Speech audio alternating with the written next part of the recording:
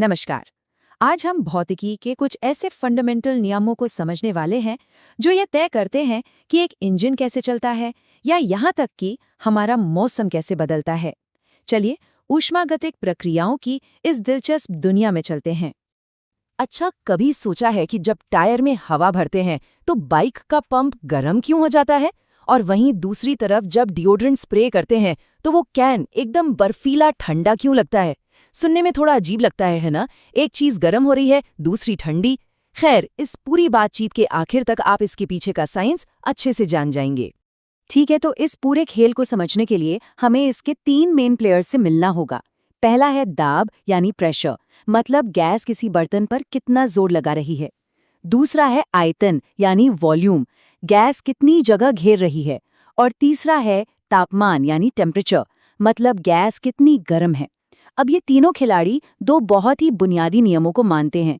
एक है ideal gas law जो इन तीनों के बीच का रिश्ता बताता है, और दूसरा है ऊष्मागतिकी का पहला नियम जो एनर्जी के बारे में है।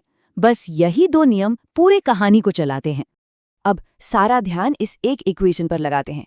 Q = delta U + W। ये असल में ऊर्जा के संरक्षण का नियम है। आसान भाषा में कहें तो अगर आप किसी गैस को गर्मी यानी Q देते हैं तो वो एनर्जी दो जगह जा सकती है। या तो वो गैस के मॉलिक्यूल्स की रफ्तार बढ़ाएगी, जिसे हम उसकी आंतरिक ऊर्जा या डेल्टा U कहते हैं, जिससे गैस गर्म हो जाती है। या फिर गैस उस एनर्जी का इस्तेमाल कोई काम करने यानी W करने में करेगी, जैसे कि किसी पिस्टन को धकेलना। बस यही एक समीकरण हमें आगे सब कुछ समझने में मदद करेगा। तो चलिए अपनी पहली सिचुएशन देखते हैं।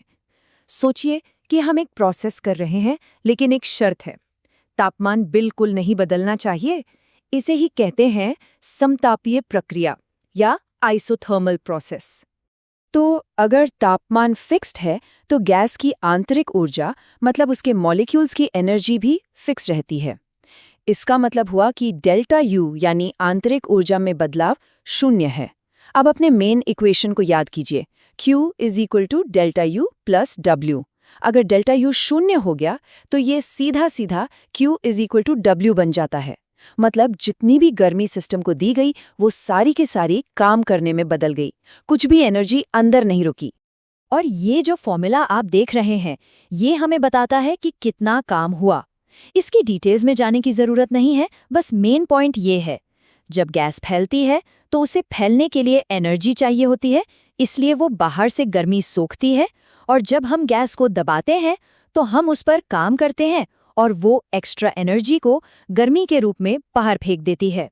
अब एक ऐसी सिचुएशन की कल्पना कीजिए जो पहली वाली से एकदम उलट है। जहां पहले हम गर्मी को आराम से अंदर बाहर आने जाने दे रहे थे, अब हम गर्मी के लिए सारे दरवाजे बंद कर देंगे। सोचिए कि हमारा सिस्टम एक परफेक्ट थर्मस फ्लास्क की तरह है। कोई गर्मी यानी Q न अंदर आ सकती है न बाहर जा सकती है, तो Q हो गया 0। अब हमारा समीकरण क्या बना? Delta U = -W। इसका मतलब ये है कि अगर गैस को कोई काम करना है तो उसे अपनी ही जेब से यानी अपनी ही आंतरिक ऊर्जा से एनर्जी खर्च करनी होगी। और बस यही है हमारे शुरुआती सवाल का जवाब। जब स्प्रे कैन से गैस तेजी से फैलती है तो वो काम करती है और अपनी आंतरिक ऊर्जा खर्च कर देती है, जिससे वो ठंडी हो जाती है। और जब हम बाइक पंप में हवा को तेजी से दबाते हैं तो हम उस पर काम करते हैं, जिससे उसकी आंतरिक ऊर्जा बढ़ जाती है और वो गर्म हो जाता है। हाँ, इस प्रोसेस का मैथ थोड़ा अलग है, लेकिन यहाँ पे जो सबसे ज़रूरी बात है वो ये है कि आइसोथर्मल प्रोसेस में तो तापमान फिक्स था, पर यहाँ जो काम होता है वो सीधा सीधा तापमान में बदलाव पर डिपेंड करता है। गैस जितनी ज़्यादा ठंडी होगी, इसका मतलब है उसने उतना ही ज़्यादा काम किया है। ये ग्राफ इन दोनों प्रोसेसेस को आमने सामने दिखाता है। नीली लाइन जो एडियाबैटिक है, वो लाल लाइन यानी आइसोथर्मल से ज्यादा तेजी से नीचे गिर रही है। क्यों?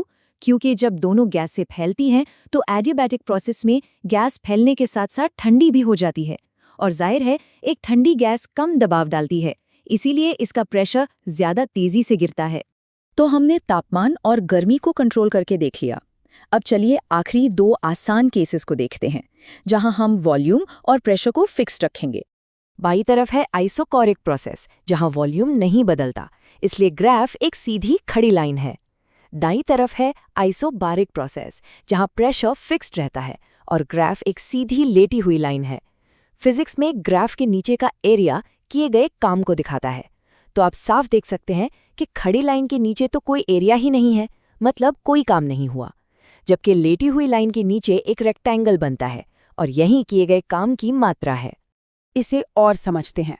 आइसोकोरिक प्रोसेस में वॉल्यूम में कोई बदलाव नहीं होता तो काम भी शून्य होता है। तो हमारा पहला नियम बन जाता है Q = डेल्टा U। इसका मतलब है सिस्टम को दी गई सारी की सारी गर्मी सीधे उसकी आंतरिक ऊर्जा और तापमान को बढ़ाने में चली जाती है। सोचिए जैसे एक बंद मजबूत डब्बे को गर्म कर रही हो, अंदर प्रेशर तो बढ़ेगा पर कोई काम नहीं होगा। अब आइसोबैरिक प्रोसेस के लिए एक छोटा सा न्यूमेरिकल एग्जाम्पल देखते हैं। यहाँ काम का फॉर्मूला है W = P गुणा वॉल्यूम में बदलाव। मान लीजिए प्रेशर है 10 पास्कल और वॉल्यूम 2 से बढ़कर 5 क्यूबिक मीटर हो जाता है, तो किया गया काम होगा 10 गुणा 5 - 2 यानी 30 जूल। देखा कितना आसान है। तो हमने 4 अलग-अलग नियम समझ लिए, लेकिन असल दुनिया में जैसे किसी इंजन के अंदर ये प्रोसेसेस अकेले काम नहीं करती, वो एक साथ मिलकर एक साइकिल बनाती हैं। आइए देखते हैं कैसे। इसे कहते हैं साइक्लिक प्रोसेस। सोचिए एक सिस्टम कई स्टेप्स से गुजरता है। वो फैलता है, ठंडा होता है, फिर उसे दबाया जाता है और वो गर्म होता है और आखिर में ठीक उसी जगह वापस आ जाता है जहां से शुरू हुआ था। क्योंकि उसकी आंतरिक ऊर्जा शुरू और आखिर में एक जैसी है तो उसमें कोई बदलाव नहीं हुआ, यानी डेल्टा U = 0। इसका मतलब है कि साइकिल के दौरान ली गई सारी नेट हीट पूरी तरह से किए गए कुल काम में बदल जाती है। और यही वो सिद्धांत है जिस पर दुनिया का हर इंजन काम करता है। और ये रही आपकी फाइनल चीट शीट।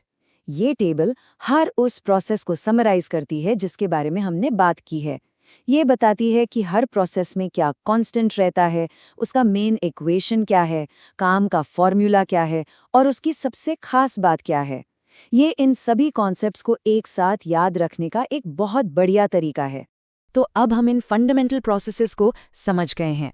अगली बार जब आप आसमान में बादलों को बनते देखें या किसी इंजन की आवाज सुनें, तो याद रखिएगा कि इसके पीछे यही फिजिक्स काम कर रही है।